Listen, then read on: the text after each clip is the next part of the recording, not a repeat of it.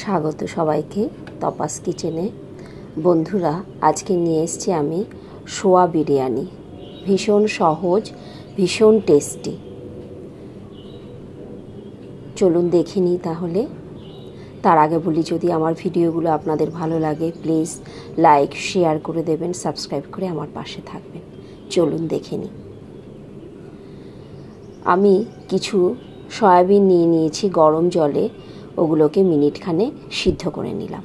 একটা পাত্রে নিয়ে নিয়েছি অল্প করে দুধ, তার সাথে অল্প করে কেওড়া জল, মিঠা আতর আর অল্প কেশর দিয়ে ভিজিয়ে রেখে দিলাম।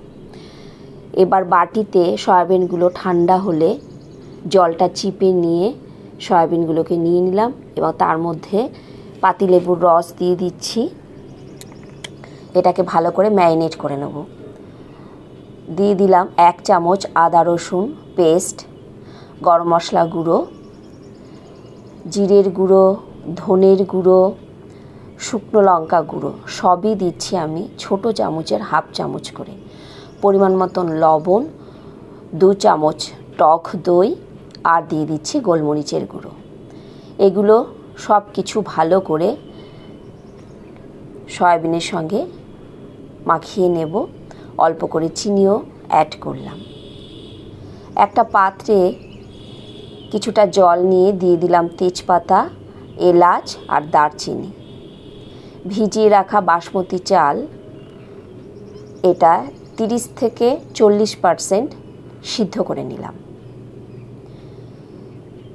এবার পাত্রে নিয়ে নিচ্ছি অল্প করে রিফাইন তেল, তার সঙ্গে 2 চামচ ঘি।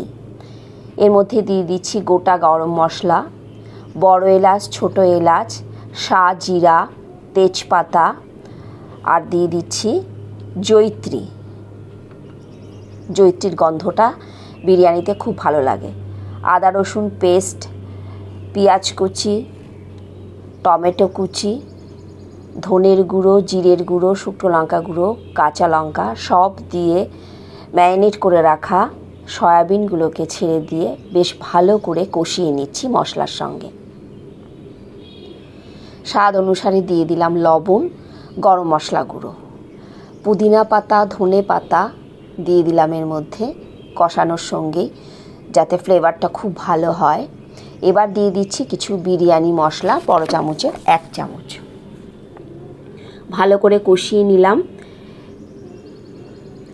পেঁয়াজ বেরেস্তা আমি আগেই করে রেখেছি, কিছুটা পেঁয়াজ বেরেস্তাও দিয়ে দিলাম ফ্লেভারটা যাতে ভালো হয়। এবার রাইসটা ওপর থেকে দিয়ে ভালো করে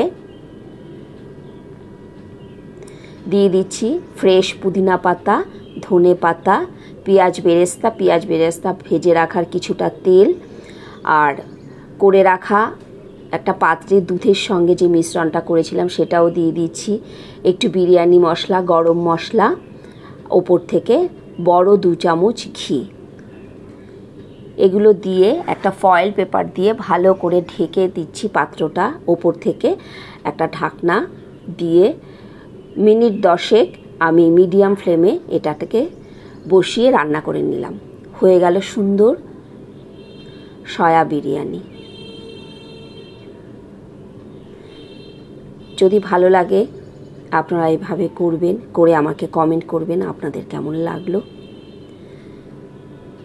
এবার আসি, আবার দেখা হবে আপনাদের সঙ্গে অন্য কোনো রেসিপিতে। সবাই ভালো থাকবেন।